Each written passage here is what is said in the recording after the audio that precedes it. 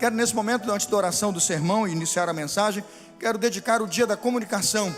Você talvez não sabe, e eu não sabia. Eu fui saber já de tarde.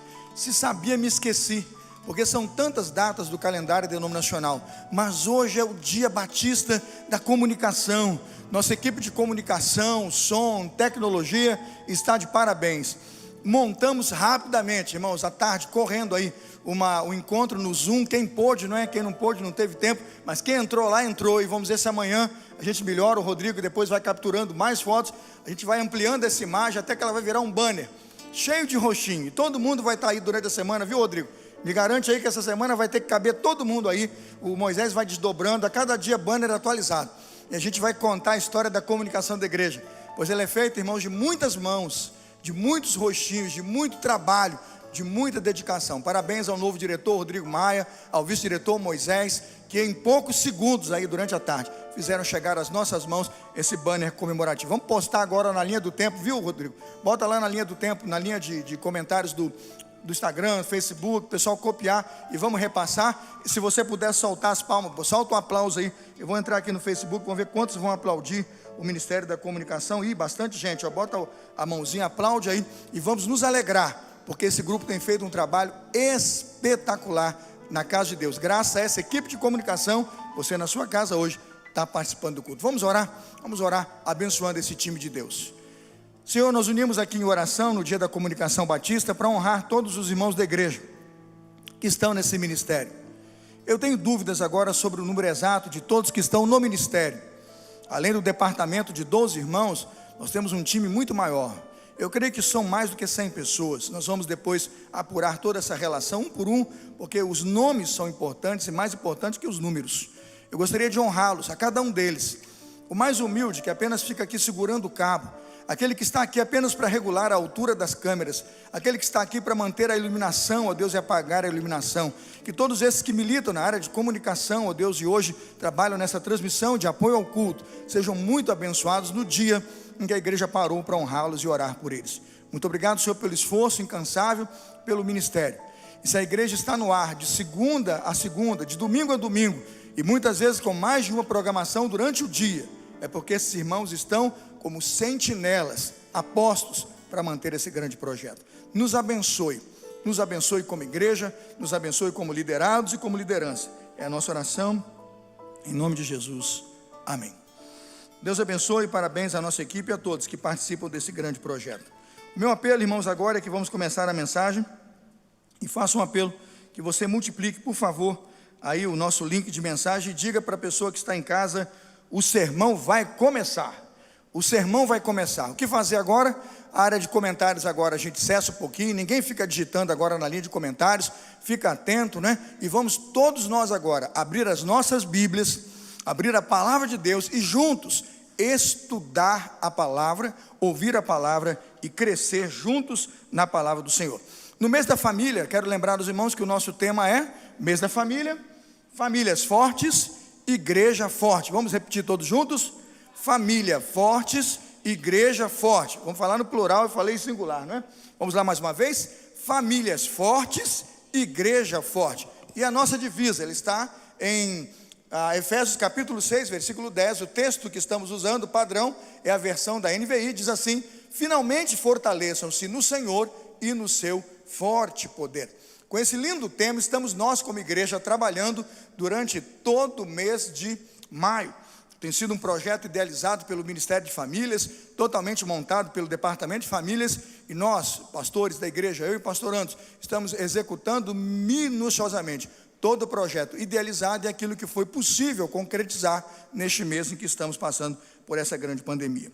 Prometemos aos irmãos que traríamos no mês da família exposições em Efésios. É uma carta que tem muito assunto para a família, mas uma carta que tem muita doutrina. Percebam que desde o primeiro sermão até hoje, estamos buscando temas extremamente produtivos. Falamos sobre família, quando falamos sobre marido, mulher, filhos, falamos sobre casamento, né? Já falamos sobre relacionamento, e interessante que falamos sobre doutrinas fortes e pesadas. A doutrina da submissão, coisa linda, não foi? Quando falamos da doutrina da submissão, falamos da submissão de Cristo ao Pai, da submissão dos cristãos a Cristo, da submissão da esposa ao marido, e logo na terça-feira eu falei da submissão dos homens a Deus, né? Que todo homem submisso a Cristo. O pessoal, os homens tudo protestaram: ô pastor, estava tão bom, era para pregar só o terceiro ponto, o quarto era dispensado, mas eu mandei o quarto ponto na terça-feira, e todo mundo se lembrou que o homem insubmisso ensina insubmissão à mulher, né? Porque na verdade é na submissão do marido a Cristo que a mulher espelha a sua submissão como a cabeça, e que é o marido. Irmãos, é muito precioso estudar as doutrinas do Evangelho, é muito precioso estudar a palavra de Deus e descobrir que há ensinos para nós. Hoje vamos juntos? Vamos estudar um pouquinho sobre o significado de ser igreja. Abra a palavra de Deus em Efésios capítulo 4, eu quero ler com vocês os versos de 11 a 16. Efésios 4, de 11 a 16. Vejamos o que diz a palavra de Deus, Efésios 4, de 11 a 16. Ele mesmo deu uns para apóstolos, e outros para profetas, e outros para evangelistas, e outros para pastores e doutores, querendo o aperfeiçoamento dos santos para a obra do ministério, para a edificação do corpo de Cristo, até que todos cheguemos à unidade da fé e ao conhecimento do Filho de Deus, a homem perfeito, à medida da estatura completa de Cristo. Verso 14.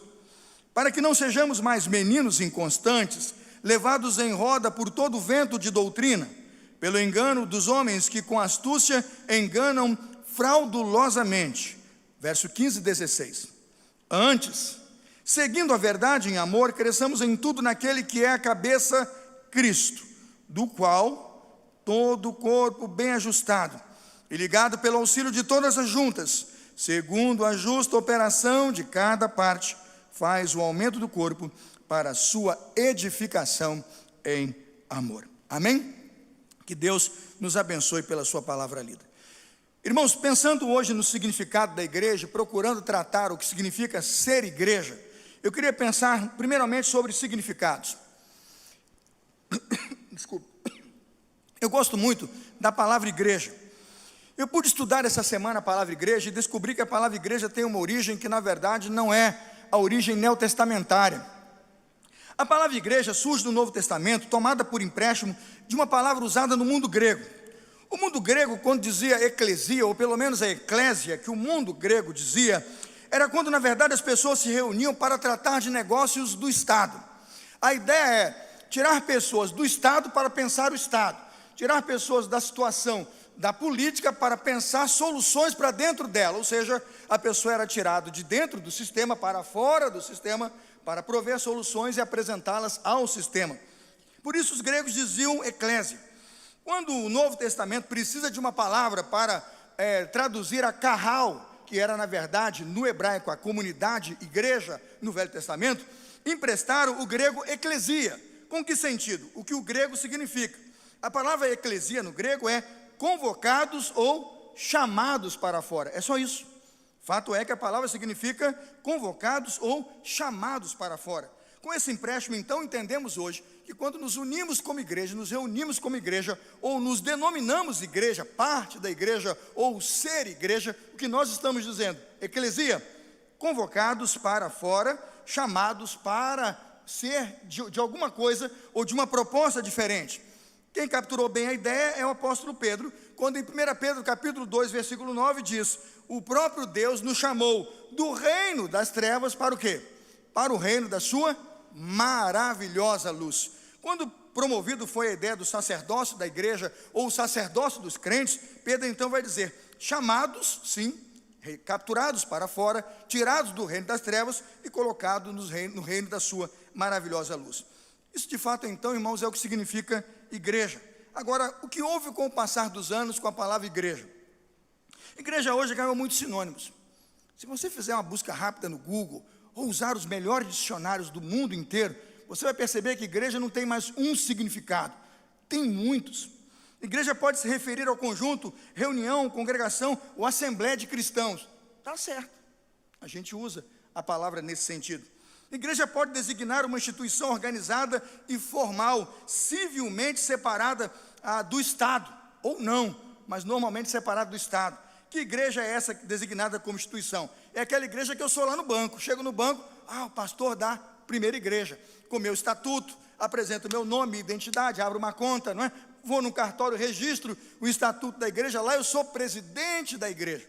Uma igreja também pode ser, de forma geral, aquilo que chamamos de igreja católicos. Cuidado para não confundir. Eu não estou falando de igreja católica, apostólica, romana. Católicos é a palavra grega para universal, é só isso.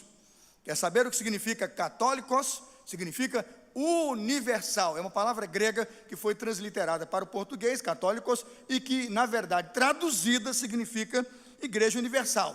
Então, veja, tem a igreja católica, tem a igreja universal. E todas as duas usam a mesma palavra para dizer que são igreja. Exatamente como nós entendemos. Nós, cristãos, entendemos que somos, veja, membros de uma única igreja. A igreja de Cristo. Como nós chamamos essa igreja? Igreja universal. A igreja onde batistas, luteranos, presbiterianos, metodistas, onde lá todos nós somos membros. E é, na verdade, a igreja que tem Cristo como o quê? Cabeça. Pensando nisso, já temos 3 conceitos para a igreja. Agora pense comigo, o que vou dizer aqui hoje, qual é a proposta que seu pastor vai defender no sermão de hoje? Eu vou defender o que a carta aos Efésios, ou a carta de Paulo à igreja de Éfeso, diz ser igreja. Para a carta de Efésios, ou para a igreja de Éfeso, Paulo definiu a igreja como sendo corpo de Cristo, que tem Jesus como cabeça. Bom, já defini. Então gastei um tempão buscando eclesia no grego, carral, no hebraico, não é isso? Traduzi pelo menos 4 versões do dicionário para mostrar a igreja conjunto, reunião e congregação, igreja instituição organizada, estatuto e registro, igreja que tem a ver com o Estado, igreja universal e única, a igreja espiritualmente unida a Cristo espiritualmente como cabeça, mas a igreja de Éfeso, a igreja na carta de Éfeso, tratada aqui como a igreja corpo de Cristo, onde Jesus é o cabeça. Para definir esse conceito, olhando para esta carta, quero pensar então, o que significa ser igreja e qual é o sentido de ser igreja, quando você diz, eu sou membro da igreja, eu sou a igreja, eu sou da igreja. O que você está dizendo? Ser igreja, número 1, é a certeza de pertencer a Cristo. Coisa maravilhosa, irmãos, quando nós podemos nos apresentar em qualquer lugar, em qualquer encontro, a gente vai poder dizer, eu sou igreja, eu pertenço a Cristo. Porque é diferente quando a gente diz assim, eu sou batista e pertenço àquela igreja. Tem sentido, tem causa, tem valor, tem uma ideia muito forte de local e até de denominação. Mas veja, para Paulo, é muito importante que a igreja entenda e compreenda o que está acima do grupo de Éfeso, o que está acima da igreja de Corinto, que é maior do que a igreja que Paulo escreveu para Roma. Paulo está dizendo que acima disso tudo tem uma grande igreja, uma única igreja, cujo Cristo é o cabeça. E quando entendemos isso, entendemos o que o Evangelho é, o que ele representa e como nós podemos nos alegrar por ser alcançados e ser parte disso. Onde é que isso está? Efésios capítulo 4, verso 16. Vamos ler juntos? Efésios 4, 16, diz assim a palavra de Deus. Deixa eu tomar uma aguinha aqui. Muito obrigado ao irmão que socorreu-me com esse lindo copo de água aqui. Efésios 4, 16. A Bíblia diz assim, antes, seguindo a verdade em amor, cresçamos em tudo naquele que é a cabeça, Cristo. Versículo 15 primeiro. Dele todo o corpo ajustado e unido pelo auxílio de todas as juntas, cresce, edifica-se a si mesmo em amor, na medida em que cada parte realiza a sua função. Coisa linda, irmãos, de olhar esse texto e poder traduzir a frase mais importante. Coloca para mim o verso 16 de novo, por favor, se puder, o verso 16. A minha tradução diz assim, dele todo o corpo. Essa é a tradução mais comum. Quando pego a Almeida, corrigido e fiel, foi traduzido do qual todo o corpo. A versão Almeida revisada e da imprensa bíblica diz assim, do qual o corpo inteiro bem ajustado. E a nova Almeida atualizada diz, de quem todo o corpo. Quando eu peguei essas 4 traduções, a NVI incluindo aqui, eu faço a leitura para explicar uma coisa para você. Nós podemos nos alegrar, porque essa carta está dizendo que nós somos do corpo de Cristo. Ele nos comprou para ser corpo dele. Significa dizer que na verdade ele compõe a cabeça, ele guia, ele orienta a igreja, mas depois da cabeça, tudo que Jesus é aqui, é aquilo que nós somos. A coisa linda é quando você chegar então e fizer uma ação social, fizer um bem, externar um carinho, um afeto, um amor, levar uma palavra poderosa, anunciar o evangelho, alguém se emocionar e dizer assim: eu louvo a Deus porque você é a igreja. Entende? A coisa bonita é se um diácono chegar no hospital, um doente poder olhar para o diácono e dizer assim: eu louvo a Deus porque a igreja veio até mim. Entende? Quando nós compreendemos o que isso significa, o que eu estou dizendo é que mudam muitas coisas na nossa compreensão. Tem gente chorando porque o pastor não chegou, não foi, não apareceu, mas já foram 28 diáconos, passaram 30 irmãos. O indivíduo despreza o corpo de Cristo, achando que está fazendo bem a ele, que é corpo. Não faz. Nós não estamos entendendo a compreensão de igreja quando perdemos a dimensão que o menor dos dedos que cumpre a sua missão, quando está de pé na sua frente, deve ser saudado e deve ser agradecido, porque você vai dizer: é bendito o que vem, porque a igreja não está atrasada, a igreja não faltou, a igreja veio, a igreja está aqui. José Severino, Antônio Maria, Maria Pedrina, Antônio João, eles vieram, a igreja veio. O que, na verdade, essa carta me impulsiona a agradecer, a louvar, é que o título de pertencimento é dado pelo Espírito. Ele não é um status que a gente compra, ele não é uma ata que a gente toma posse, ele é um poder espiritual. E quando aquele membro mais humilde, aquele pescadorzinho, aquele varredor da igreja chegar a orar no hospital, louve a Deus porque a igreja veio. Eu gosto demais de entender o que isso significa, de qual, ou de quem em todo o corpo. Entende, Fernando? Quando você canta aqui, é a igreja. Entende, Marta, quando você com suas mãos, e o Luiz aqui nesta tela do meu lado agora, transmitindo o culto, o que nós estamos dizendo é: ali está a igreja.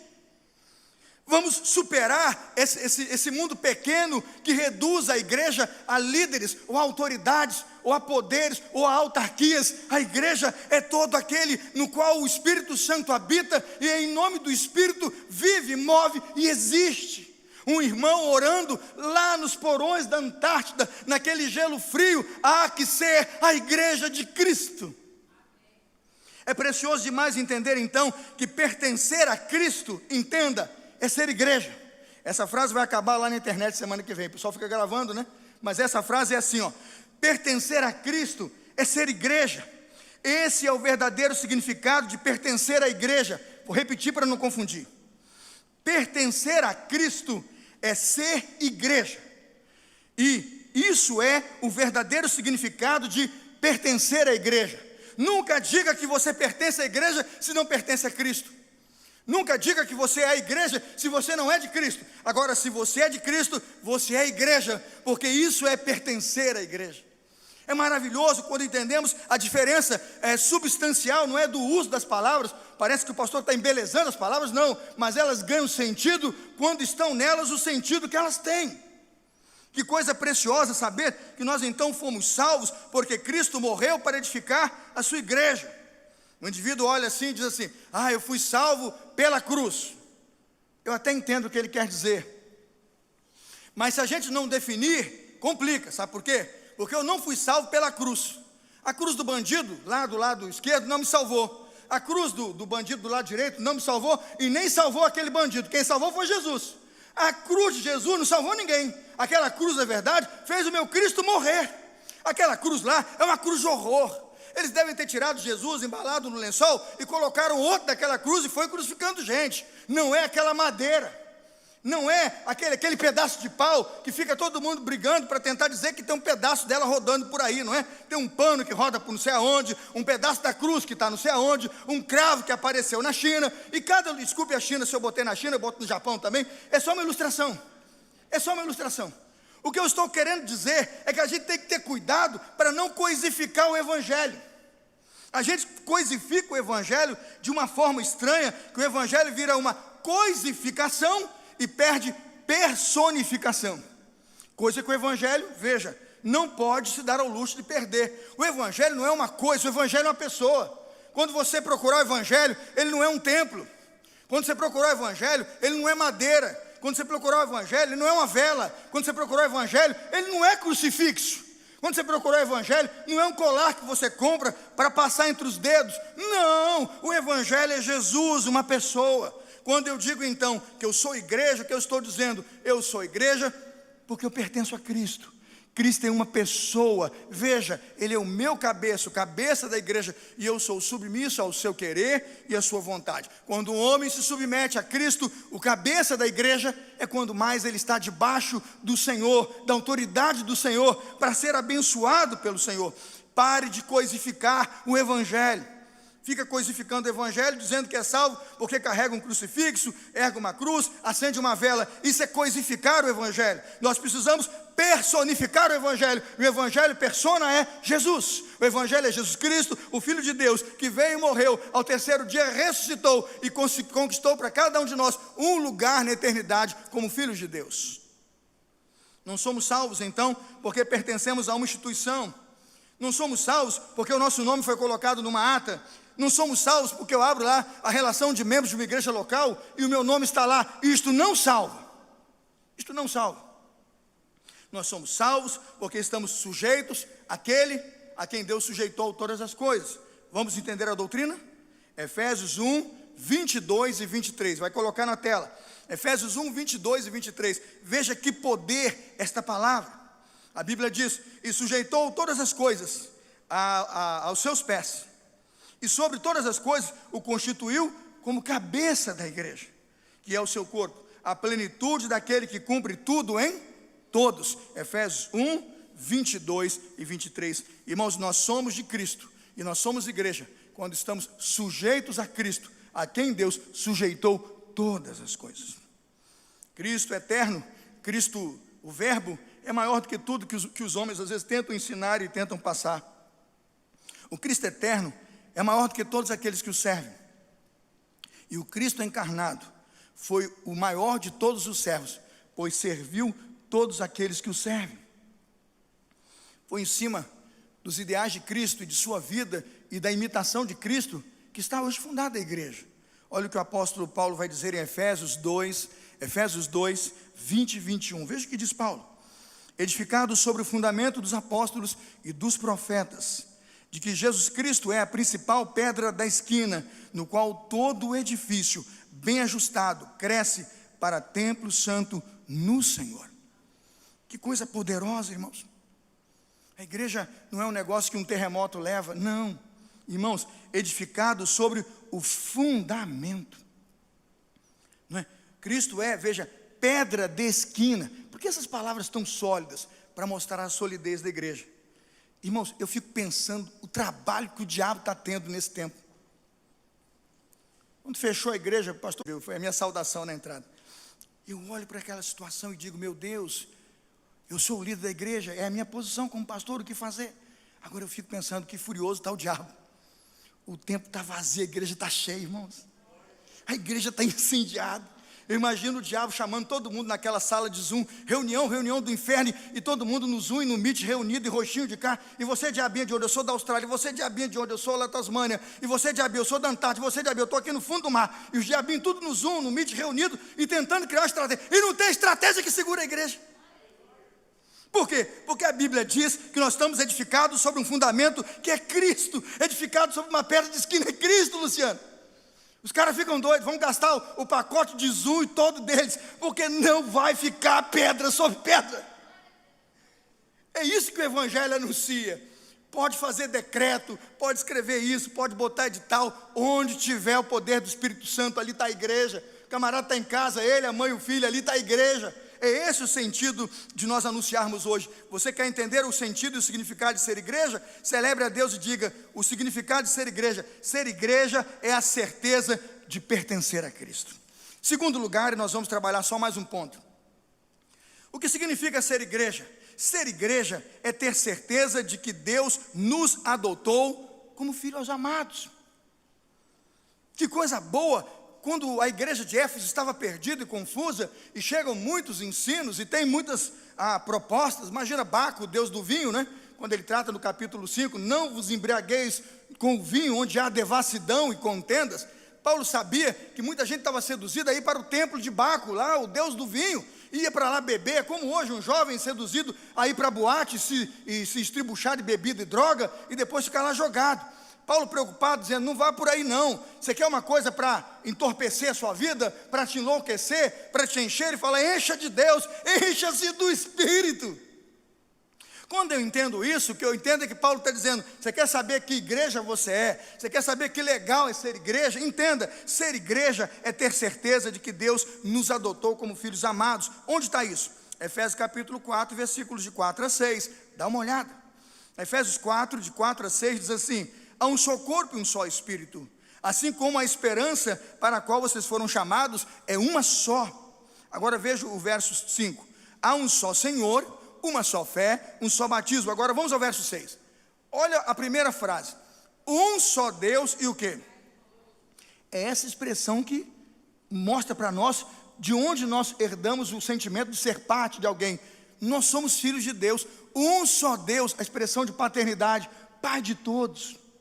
Paulo não está usando a expressão pai, mãe, marido à toa, não. Ele é impresso da relação do homem com Deus e cria toda uma ponte para mostrar que a família espelha a Deus.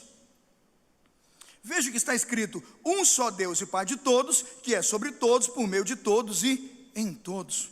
Essa paternidade fica mais clara e evidente quando ele aplica isso. Olha a aplicação. Quando escreveu a carta, não tem negócio de capítulo, não, é uma carta. Ele vai aplicar isso lá nos parágrafos de baixo. Dá uma olhada em Efésios 5:1. Imagine uma carta só, entendendo o que ele está dizendo. Ela tem que fazer sentido como um texto só. Efésios 5:1. Ele diz: como o pai se relaciona com os filhos e como um filho se relaciona com o seu pai. É essa relação que ele defende aqui. Ele diz, Efésios 5:1. Portanto, sejam imitadores de Deus como o quê? Como filhos amados. Filhos amados por Deus, filhos do amor de Deus, filhos que amam a Deus. Agora veja o verso 2: e vivam em amor. Aí ele espelha, irmãos, o significado de ser igreja e a forma da igreja amar. Coisa linda.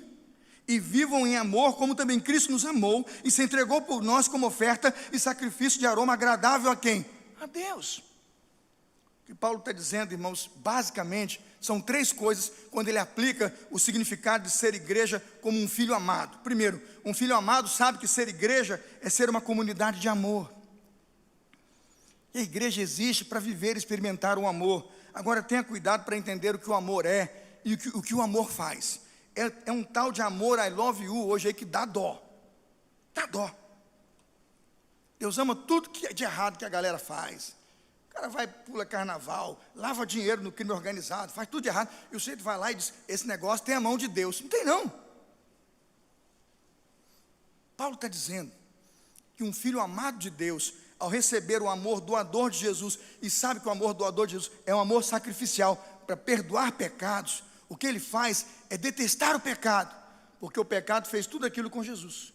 E aí ele diz, olha o que o amor de Jesus faz com um crente. E olha, ele diz assim, olha quem pertence à igreja, o que ele se torna. Quando ele pertence à igreja, quando Cristo é o cabeça dele, olha quem ele se torna, olha o tipo de crente. Vamos dar uma olhada? A partir do versículo 2 do capítulo 5. Vivam em amor como também Cristo amou, como também Cristo nos amou e se entregou por nós, como oferta, sacrifício e aroma agradável. Verso 3. Entre vocês, olha como o amor é muito prático e claro. Entre vocês não deve haver o quê? Menção de imoralidade sexual, nem de qualquer espécie de impureza, nem cobiça, pois essas coisas não são próprias para quem? Santos. Entendeu que o amor aqui não é essa coisa I love you que vale tudo? Ele chama atenção. A igreja ama diferente, a igreja pensa diferente. O que ele está dizendo é, ser igreja é diferente. Versículo 4, não haja obscenidade, nem conversa tola, gracejo imoral, coisa inconveniente. Ao invés disso, vocês devem viver com ações de graças. Olha o verso 5, irmãos. Porque vocês podem estar certos disso? Olha o que ele diz agora sobre quem não é igreja. Esses não são igreja. Imoral, impuro e ganancioso, idólatra, não tem o quê? Não tem herança no reino de Cristo. Você quer saber o conceito de igreja? Lê o verso anterior. Quer saber o que a igreja não é? E quem não é da igreja, ainda que seja membro dela, não é da igreja. Está no verso 5. Veja o verso 6. Ninguém os engane com palavras tolas, pois é por causa dessas coisas que a ira de Deus vem sobre os que vivem na desobediência. Aí Paulo trata a desobediência de filhos aos pais, não é isso mesmo? Paulo trata a insubmissão das mulheres, porque Paulo está dizendo que tudo isso denuncia que você não é igreja, que você cortou cabeça, você é, desculpe a coisa, uma mula sem cabeça. Você está tentando viver a sua vida de um jeito que o evangelho é você. Não pode ser você. Ou você coloca Cristo cabeça e ama como Cristo amou, ou a cabeça que você segue é a sua. Ou as ideias que você aceita são as suas, e os valores que você prega são os seus. Quando o evangelho de Deus entra para nos transformar, nós decidimos amar como Cristo amou. E o que a Bíblia recomenda sobre aquelas pessoas que não vivem como igreja? Efésios 5, 2 a 7. Portanto, Efésios 5, 7. Não participe com eles dessas coisas. Para Paulo, ser igreja é viver como um filho da luz. Que diferença, irmãos? Um filho das trevas e um filho da luz, você sabe logo. Você sabe quem é a igreja e quem não é. Você sabe quem é a igreja e o que Paulo chama de sinagoga de Satanás. Tem diferença. Dá uma olhada em Efésios 5, 8 e 9. Dá uma olhada. Efésios 5, 8 e 9 diz assim: porque outrora vocês eram trevas, isso era o que nós éramos, mas agora sois o quê? Luz no Senhor. Vivam como filhos da luz. Aí ele vai dizer: olha como é a igreja. Pois o fruto da luz consiste em toda justiça, bondade e verdade. Dá para saber, porque quando você vê o fruto, você conhece a árvore. Está lá, o fruto da luz, ele é diferente. Bondade, justiça e verdade. Onde você vai encontrar esse tipo de frutificação? Você diz assim: pastor, eu leio uma carta dessa e não entendo nada. Eu não consigo entender, pastor, onde que a bondade pode ser encontrada, onde que a justiça pode ser praticada, e também não entendo o que é verdade. Vou explicar. Na verdade, Paulo já explicou. Vamos dar uma olhada aí? Olha a tradução do evangelho na prática, no dia a dia. Efésios 4, 17. Vamos lá? Rodrigo, pega Efésios 4, 17, vamos até o 31, para todo mundo entender como um cristão frutifica, e a igreja é diferente mesmo, por essência e poder. Pega o verso 17, ele diz assim, Efésios 4. Assim eu lhes digo, e no Senhor insisto, que não vivam mais como gentios que vivem na futilidade dos seus pensamentos. Sinagoga de Satanás.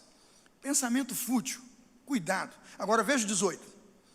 Eles estão obscurecidos no entendimento e separados da vida de Deus por causa da ignorância. Alguns são separados para estar com Deus, outros estão separados da vida de Deus. Por causa do quê? Da ignorância.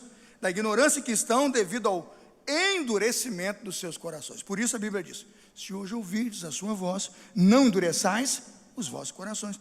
Vamos ver como é que funciona agora o amor e essa ideia de ser luz. Verso 19. Tendo perdido toda a sensibilidade, eles se entregaram à depravação, cometendo com avidez toda espécie de impureza. 20. Todavia, não foi assim que vocês aprenderam a Cristo. O cabeça está falando diferente. A cabeça manda um código diferente. É a cabeça que manda eu colocar a mão no microfone aqui agora. É a cabeça que manda eu tirar. Se a cabeça está mandando colocar e tirar, é porque a cabeça está operando bem. Quando eu não estou sabendo o que estou fazendo, é que a cabeça não está boa. Agora entenda o texto aqui. Ele diz, a partir do momento que Cristo governa, de fato, veja, se vocês ouviram falar dele e nele foram ensinados, de acordo com a verdade que está em Jesus, 22, quanto à antiga maneira de viver, vocês foram ensinados a despir-se do quê? Do velho homem, que se corrompe por desejos e enganos, e sejam renovados no modo de pensar, e procurem se revestir do novo homem, coisa linda, criado para ser semelhante a Deus em, olha aí de volta o texto, justiça, santidade, provenientes da onde, irmãos? Verdade. Aonde você encontra esses adjetivos tão preciosos? Esses substantivos tão reais? Onde você encontra isso? 25. Portanto, cada um de vocês deve. Agora vamos lá, na prática. O evangelho não fica vendendo barato e não passa uma ideia que morde e assopra. Não, o evangelho é o evangelho. Ele bate o tempo todo na mesma coisa, por isso que ele é uma pedra firme fundamentada como Cristo é. O que ele diz, versículo 25? O evangelho na prática. Abandona a mentira, fala o quê? A verdade. Fala a verdade ao seu próximo, pois todos somos membros de um mesmo corpo. 26. Quando vocês ficarem irados, não pequem, apaziguem sua ira antes que o sol se ponha. Não dê lugar a quem? Ao diabo. Agora veja o 28. O que furtava, faça o quê? O que furtava, não furte mais, trabalhe. O que o texto vai dizendo é que as soluções espirituais vão sendo colocadas nas ações que eram antigas e nos atos que precisam ser corroborados em forma de mudança, para que você diga, eu sou a igreja. Então, quando você chega e encontra um bandido condenado à prisão, porque furtava e foi achado lá com o produto do crime, e levou 20 anos de cadeia, e você o visita, você olha aquele bandido da prisão e diz, está lá porque o coração é duro, falta de entendimento e cometeu o erro. Agora pensa, aquele bandido saiu da prisão, se converteu, tornou-se uma nova criatura, e ele agora começa, como Zaqueu, a devolver o que roubou, a restituir o mal às pessoas que ele fez. Quando você encontra Zaqueu naquele processo pós-encontro com Jesus, devolvendo e restituindo aquilo que sabe, adquiriu e amealhou de forma injusta, o que aconteceu com Zaqueu? As pessoas que o receberam, olharam e disseram: não está aqui Zaqueu o publicano, não está aqui Zaqueu o velho homem, está aqui Zaqueu um homem novo. É como se o povo pudesse dizer: a igreja chegou, a igreja está aqui. Zaqueu, parabéns Zaqueu, eu olho para você e vejo igreja de Cristo, Cristo o cabeça. Você está 100% conectado com a cabeça da igreja. Entendeu o texto? Quando você ler até o versículo 31 do capítulo 4, você vai entender que olhando para esse versículo, não tem como uma pessoa olhar para aquele que vive deste modo, e não tem como a pessoa dizer que essa pessoa não é a igreja, porque a igreja não é o templo. A igreja é esta pessoa onde o Espírito Santo fez dela um templo, nela habita e modifica tudo que ela é e tudo que está ao redor dela. Quando aprendemos aqui, aprendemos muito. Efésios 5:10 vai dizer: aprendam a discernir o que é agradável ao Senhor. Efésios 5:11, não participem das obras infrutíferas das trevas. Antes, Efésios 5:11, exponham todas essas obras à luz. Ser igreja é viver como um filho da luz. Ao terminar essa mensagem, vamos para o último ponto então. O que significa ser igreja? Ser igreja é a certeza de pertencer a Cristo. Absoluta certeza que eu tenho e que você tem de que você pertence a Cristo. Ser igreja é ter certeza de que Deus nos adotou como filhos amados. Mas ser igreja é uma coisa muito importante e você precisa hoje aceitar. Você quer ser igreja? Igreja é quem você é. Igreja é o que você é. Efésios 5:10 e 11 diz assim: aprendam a discernir o que é agradável. E depois ele chega em Efésios 5:14 e diz: veja o convite que eu faço a você para ser igreja. Por isso ele diz: desperta, ó tu que dormes, levanta-te dentre os mortos, e Cristo resplandecerá sobre ti. Para você que ouviu esta mensagem, a sua pergunta é: pastor, eu posso ser a igreja? Sim. Pastor, eu posso pertencer à igreja? Não sem antes pertencer a Cristo. Quando o apóstolo Paulo desafia a igreja a despertar, Efésios 5:14, desperta tu que dormes, ele faz um desafio depois de despertar, de dormir. O segundo desafio, na verdade, só pode ser cumprido se nós entendemos o que ele significa. O segundo desafio é: levanta-te dentre os mortos. Paulo, na verdade, está cumprindo aquilo que ele colocou desde o início da carta.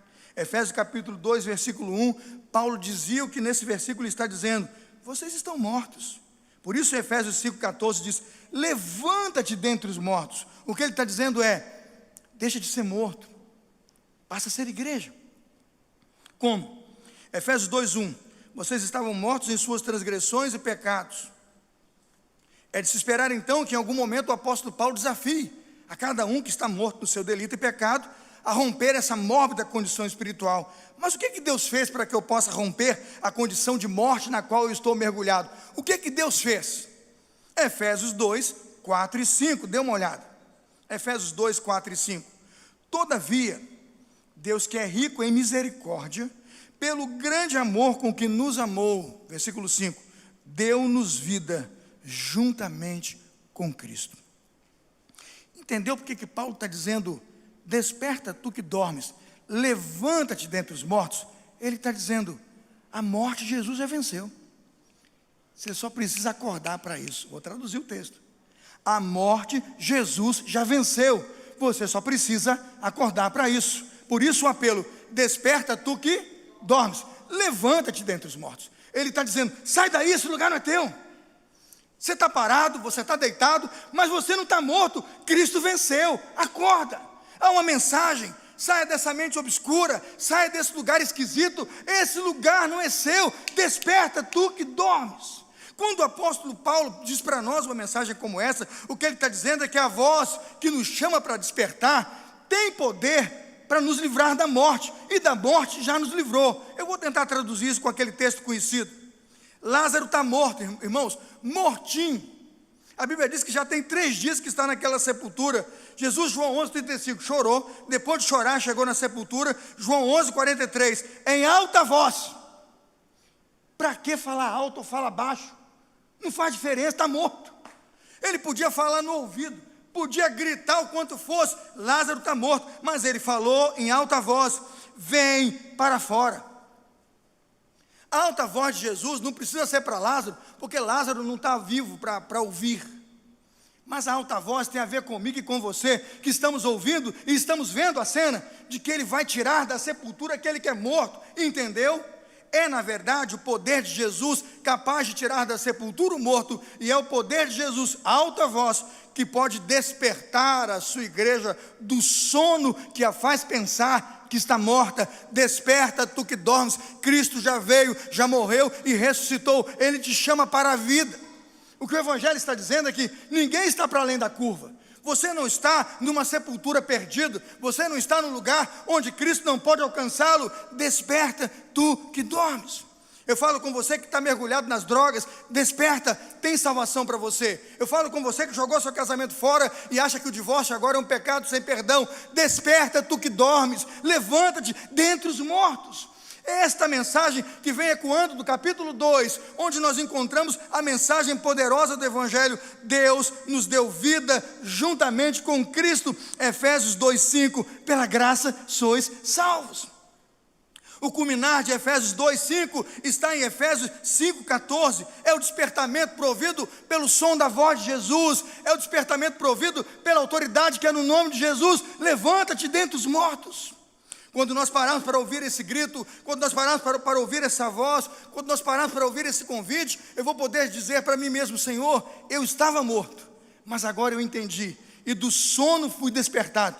Eu quero ser igreja.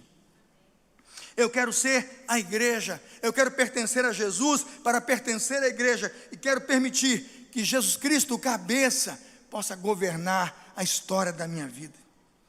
É extremamente importante hoje destacar que a ordem que foi dada tem poder porque está nos lábios do Senhor Jesus. A ordem para a vida é poderosa porque, na verdade, é o chamado de Jesus e a autoridade de Jesus que cria o despertamento necessário para que a igreja passe da morte para a vida. Preste atenção. Se sua casa pegar fogo, imagina você dormindo. Imagina se você coloca aqueles protetores de visão. Minha filha de vez em quando usa lá aqueles protetores nos olhos com elástico. Minha filha usa. Eu às vezes estou tão cansado que no avião que eu ainda boto um negocinho no ouvido, um algodão para dormir melhor, né? Eu já fiz uma viagem do Havaí até os Estados Unidos, depois do Texas até o Brasil, dormindo, porque eu botei o protetor, negócio no ouvido, irmãos, o mundo deve ter caído, eu não sabia. Se o avião caísse, eu acordava na glória. Eu estava dormindo. Mas num nível de acidente ou de perigo, o que fazem as pessoas conosco que estamos dormindo? Eles nos despertam.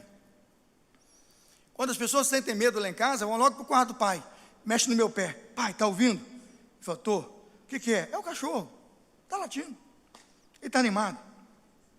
Pai, está ouvindo? É o portão está velho, está rangindo. Tem que acordar porque está dormindo. Hoje o que eu estou dizendo é que se você está dormindo no sono da indiferença, você está dormindo na ideia de que você está além da curva, você está dormindo achando que não tem perdão, a mensagem é para você. Desperta tu que dormes, Cristo vai te esclarecer. O Evangelho é para você, a vida eterna é para você. Levanta-te dentre os mortos. Ô marido, sua esposa está orando por você 30 anos, é hora de entregar a vida para Jesus. Ô esposa, seu marido está orando por você 20, 30 anos, é hora de amar Jesus. Saia da inércia. A vida de Jesus é para você. Você estava morto em seus delitos e pecados, mas Efésios 2:5 diz que Deus nos deu em Cristo vida, e pela graça sois salvos. Desperta tu que dormes. Então, certo como Lázaro estava morto naquela sepultura, para além da morte, morto, e Cristo disse, Lázaro, vem. Cristo te chama hoje e diz, levanta-te dentre os mortos. Isso é ser igreja. Sabe por quê? Se você está em casa, pegue sua Bíblia, fique de pé, em frente à sua televisão, E vocês que estão aqui no santuário, façam o mesmo. Peguem suas Bíblias, vocês vão ser abençoados. Essa verdade, irmãos, saltou aos meus olhos na tarde de hoje, e eu pude ver o Espírito Santo entrando em minha mente. Quando o Espírito Santo foi entrando na minha mente, eu entendi o que significa Cristo te esclarecerá. Quando eu li esse texto, Efésios capítulo 2, versículo 12, olha a verdade que saltou aos meus olhos. O que é ser igreja? Jesus nos chama a ser igreja. Vamos pegar Efésios a partir do verso 2. Efésios 2, a partir do verso 12. Vamos lá, Efésios 2, 12. Rodrigo me acompanha até o 21. Vamos entender o que é ser igreja. A Bíblia diz assim: naquele tempo vocês estavam sem Cristo, separados da comunidade de Israel, estranhos aos concertos da promessa, não tendo esperança, sem Deus no mundo. Gente, é muito triste viver sem Deus e viver num mundo que não tem salvação. É isso que o Evangelho está dizendo. Agora veja o verso 13. Mas agora, verso 13: em Cristo Jesus, vós que antes estáveis longe, agora pelo sangue de Jesus, vocês chegam perto. Vocês eram Lázaro, mas vão voltar para a vida. Vocês eram uma perda de tempo, mas agora eu perdi todo o meu tempo e a minha vida com vocês, e eu estou trazendo vocês de volta. Isso é igreja. Veja o verso 15. Verso 15: anulando em seu corpo a lei dos mandamentos, expressa em ordenanças. O objetivo dele era criar em si mesmo, dos dois, um novo homem. O que Deus está dizendo é que o homem que você é deu errado, mas ele faz você dar certo. A especialidade da igreja é fazer gente consertar gente. A especialidade de Jesus é fazer gente de novo. É pegar aquilo que deu errado, fazer de novo. É pegar aquilo que aparentemente não tinha conserto, fazer de novo. É pegar o que estava morto e ressuscitar. Entendeu? Isso é ser igreja. Veja o verso 16, acompanhe. E reconciliar com Deus de dois um corpo por meio da cruz, pela qual destruiu o que, irmãos? Inimizades. E a maior inimizade era sua contra Deus, porque o meu pecado me separava de Deus. Agora veja o verso 17. Ele veio e anunciou paz a vocês que estavam longe, paz aos que estão perto, pois por meio dele, tanto nós como vocês, temos acesso ao Pai por um só Espírito. Vamos ao 19. Portanto, vocês já não são estrangeiros nem forasteiros, vocês são igreja. Vocês são concidadãos dos santos. Aí pastor Anderson vibra lá com Márcia lá em casa agora, membros da família de Deus. Já pensou? Você que acha que você é filho de um estupro e que você não tem pai, você tem pai. Você menino que nasceu de um estupro da sua mamãe, você tem pai. Seu pai te ama, ele resgatou você. Isso é igreja. Isso é possível porque o Evangelho existe e a igreja existe. E eu não estou falando de templo, eu estou falando de igreja, irmãos. Ninguém vai fechar uma igreja, porque o que a igreja oferece, o que o Evangelho oferece, lá fora não tem. Veja o verso 20: edificado sobre o fundamento dos apóstolos e dos profetas, tendo Jesus Cristo como pedra angular, no qual todo edifício é ajustado e cresce para tornar-se, Fernando, um santuário do Senhor. E o cara faz tudo de errado com o templo do Espírito Santo. Esqueceu que ele é igreja, templo do Espírito, santuário do Senhor. Querido, você não está além da curva, não. Se você ouviu essa mensagem até o final, essa mensagem foi de Deus para o seu coração. Eu quero que você responda o apelo desta noite. Coloca aí para eu ler. Eu quero ver seu nome aqui. E se seu marido orou com você, esposa, entregando a vida para Jesus, diga para mim agora. Se sua esposa orou agora, diz: eu quero Jesus, eu quero ser igreja. Escreva a frase aqui agora: eu quero ser igreja. Escreva aí, por favor. Responda, é hora de responder. Agora você pode interagir. Eu quero ser igreja. Pastor, porque eu entendi o significado, pastor. Pastor, porque eu entendi o sentido. Ser igreja é ser família de Deus. Efésios 2, família de Deus. Se você responde a este apelo comigo nesta hora, vai escrevendo agora na sua linha de comentários: eu quero ser igreja. E eu vou orar por todos os nomes, por todos os maridos, por todos os filhos, por todos os casais, por todas as pessoas que tomaram hoje a sua decisão e estão dizendo: eu quero ser igreja.